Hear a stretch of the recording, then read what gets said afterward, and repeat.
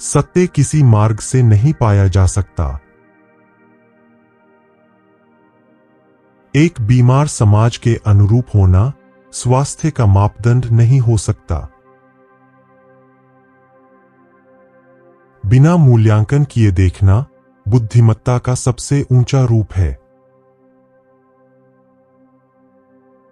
उत्तर पाने की इच्छा से मुक्त होना समस्या को समझने के लिए जरूरी है।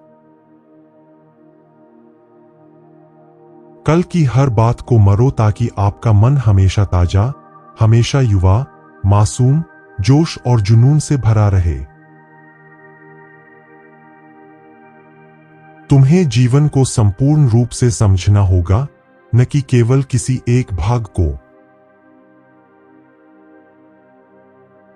जब तुम खुद को हिंदू, मुस्लिम, ईसाई या कुछ और कहते हो, तब तुम हिंसा कर रहे होते हो। विश्वास की बार बार पुष्टि करना भय का संकेत है। जिस क्षण आपके हृदय में प्रेम नामक यह असाधारण चीज आ जाती है और आप इसकी गहराई, आनंद, परमानंद का अनुभव करते हैं, आप पाएंगे कि आपके लिए दुनिया बदल गई है। परंपरा हमारी सुरक्षा बन जाती है और जब मन सुरक्षित होता है तब वह सड़ने लगता है। अकेले रहना बहुत खूबसूरत है। अकेले होने का मतलब अकेलापन नहीं है। इसका मतलब है कि मन समाज से प्रभावित और दूषित नहीं है। जितना अधिक तुम खुद को जानते हो, उतनी ही स्पष्टता आती है। तुलना सच्ची बुद्धि को नष्ट कर देती है। जब मन पुरानी चीजों से मुक्त हो जाता है, तभी वह हर चीज को नए सिरे से देखता है और इसमें आनंद है। अपने दोस्त से कहो कि उसकी मौत में तुम्हारा भी एक हिस्सा मर जाता है और उसके साथ चला जाता है। जहां वह जाएगा, तुम भी वहां जाओगे। वह अकेला नहीं होगा। जो मन भयभीत होता है, वह भ्रम में जीता है। तुम्हारे भीतर ही पूरी दुनिया है। यदि तुम देखना और सीखना जानो, तो दरवाजा तुम्हारे भीतर ही है। निर्णय के बिना देखना, यही सबसे बड़ी बुद्धिमत्ता है। जब तुम बच्चे को सिखा देते हो कि यह चिड़िया है, तब वह चिड़िया को फिर कभी नहीं देखता। जो तुम हो, वही संसार है। तुम्हारे परिवर्तन के बिना दुनिया नहीं बदलेगी। यदि आप यह समझने लगे कि आप क्या है, बिना इसे बदलने की कोशिश किए, तो आप जो है, उसमें परिवर्तन आ जाएगा।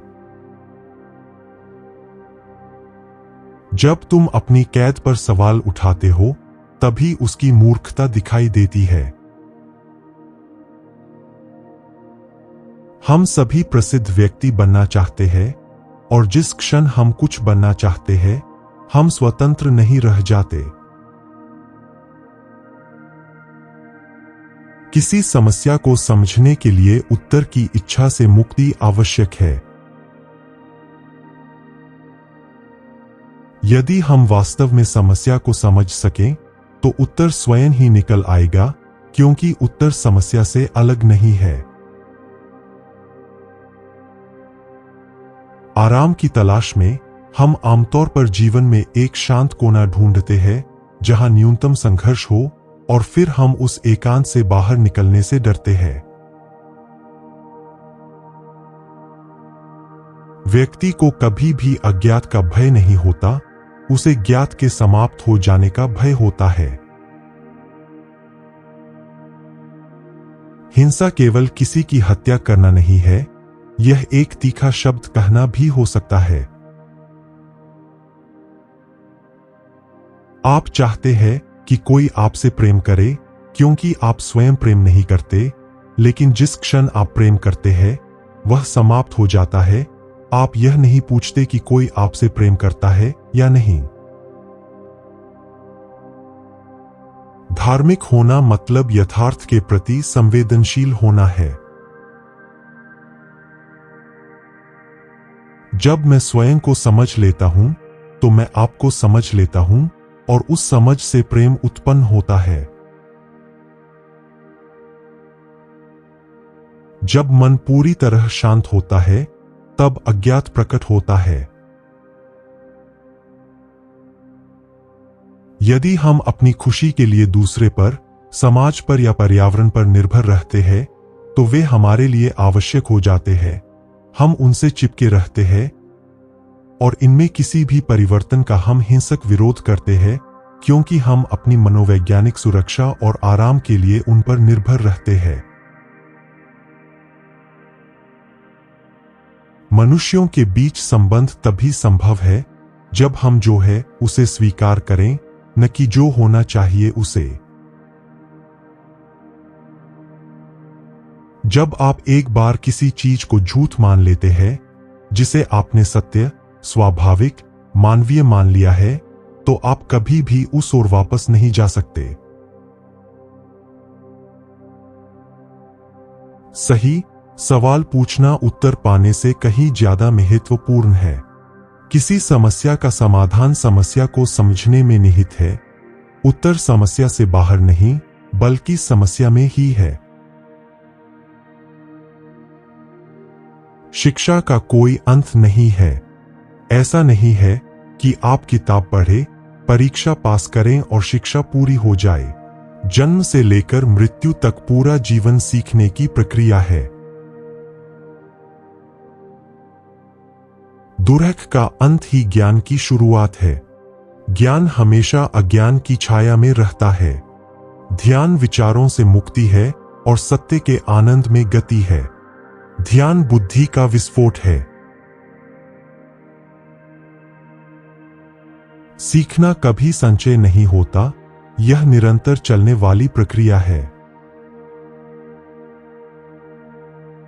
आपको जीवन के हर पहलू को समझना चाहिए, न कि उसके किसी एक हिस्से को। इसीलिए आपको पढ़ना चाहिए, इसीलिए आपको आसमान की ओर देखना चाहिए, इसीलिए आपको गाना चाहिए, नाचना चाहिए, कविताएं लिखनी चाहिए, कष्ट सहना चाहिए और समझना चाहिए, क्योंकि यही सब जीवन है।